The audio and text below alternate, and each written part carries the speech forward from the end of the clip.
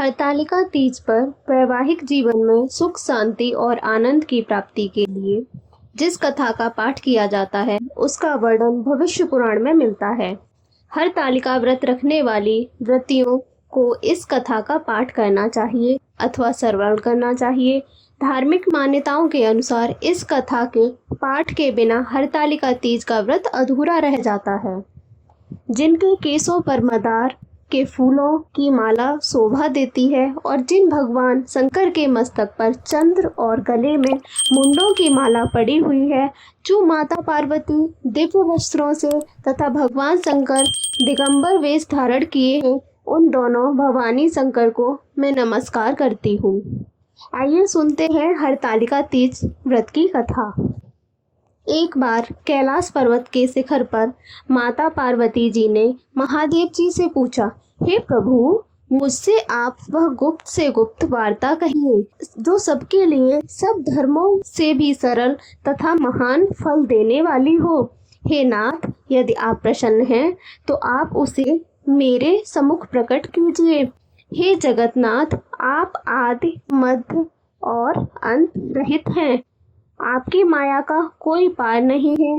आपको मैंने किस भांति प्राप्त किया, कौन से व्रत तप या दान के पुण्य फल से आप मुझको वर रूप में मिले, कृपा करके बताइए। महादेव बोले, हे देवी सुनिए, मैं आपके सम्मुख उस व्रत को कहता हूँ जो परम गुप्त है। जैसे तारांगणों में चंद्रमा और ग्रहों में सूर्य, वर्णों में ब्राह्मण, देवताओं में गंगा, पुराणों में महाभारत, वेदों में शाम और इंद्रियों में मन श्रेष्ठ है, वैसे ही पुराण और वेद सब में इसका वर्णन किया गया है। जिसके प्रभाव से तुमको मेरा आधा आसन प्राप्त हुआ है, हे प्रिय, उसी को मैं तुमसे वर्णन करता हूँ। सुनो, भाद्रपद मास के शुक्ल पक्ष की अस्त नक्षत्र संयुक्त तृतीया के दिन इस व्रत को अनुष्ठान मात्र करने से सब पापों का नाश हो जाता है। तुमने पहले हिमालय पर्वत पर इस महान व्रत को किया था, जो मैं तुम्हें सुनाता हूँ। पार्वती जी बोली, हे प्रभु, इस व्रत को मैंने किस लिए किया था, यह मुझे सुनने की इच्छा हो रही है, तो कृपा करके मुझे कहिए। शंकर जी बोले, आर्यवर्त में हिमालय नामक एक महान पर्वत है, जहाँ अनेक प्रकार की भूमि अनेक प्रकार के वृक्षों से सुशोभित है, जो सदैव बर्फ से ढके हुए तथा गंगा की कल कल ध्वनि से शब्दामयन ओम रहता है। हे पार्वती जी, तुमने बाल्यकाल में उसी स्थान पर परम तप किया था और 12 वर्ष तक जल से रहकर तथा वैशाख माघ में अग्नि में प्रवेश करके तप किया। श्रावण के महीने में बाहर खुले मास की हस्त नक्षत्र युक्त तृतीया के दिन तुमने मेरा विधि विधान से पूजन किया तथा रात्रि को गीत गाए और जागरण किया। तुम्हारे उस महाव्रत के प्रभाव से मेरा आसन डोलने लगा। मैं उसी स्थान पर आ पहुंचा जहां तुम और तुम्हारी सखी दोनों थीं। मैंने आकर तुमसे कहा, मैं तुमसे प्रसन्न हूँ, मांगो तुम मुझसे वरदान में क्या मांगना चाहती हो। तब तुमने कहा कि हे देव, यदि आप मुझसे प्रसन्न हैं तो आप मेरे पति हो। मैं तथास्तु ऐसा कहकर कैलाश पर्वत को चला गया और तुमने प्रभात होते ही मेरी उस बालू की प्रतिमा को नदी में विसर्जित कर दिया। सुबह तुमने वहां अपनी सखी सहित व्रत का पारायण किया। इतने में तुम्हारे पिता हिमवान भी तुम्हें ढूंढते ढूंढते उसी घने वन में आ पहुंचे। उस समय उन्होंने नदी के तट पर 2 कन्याओं को देखा तो वे तुम्हारे पास आ गए और तुम्हें हृदय से लगाकर रोने लगे और बोले, बेटी, तुम इस घने जंगल में क्यों चली आई। तब तुमने कहा, हे पिता, मैंने पहले से ही अपना शरीर शंकर जी को समर्पित कर दिया है, लेकिन आपने इसके विपरीत कार्य किया, इसलिए मैं वन में चली आई। ऐसा सुनकर हिमवान ने तुमसे कहा कि मैं तुम्हारी इच्छा के विरुद्ध यह कार्य नहीं करूँगा।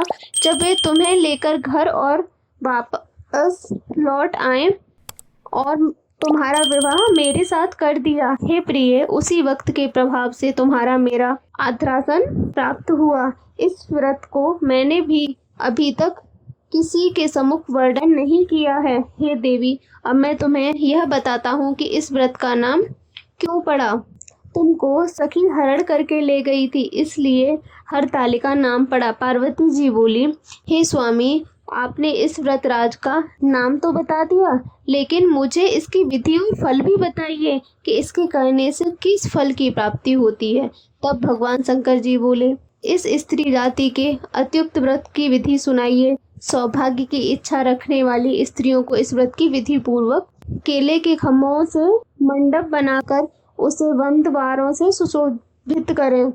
उसमें विविध रंगों के उत्तम रेशमी वस्त्र की चांदनी ऊपर तान दें। चंदन आदि सुगंधित द्रव्यों का लेपन करके स्त्रियां एकत्रित करें।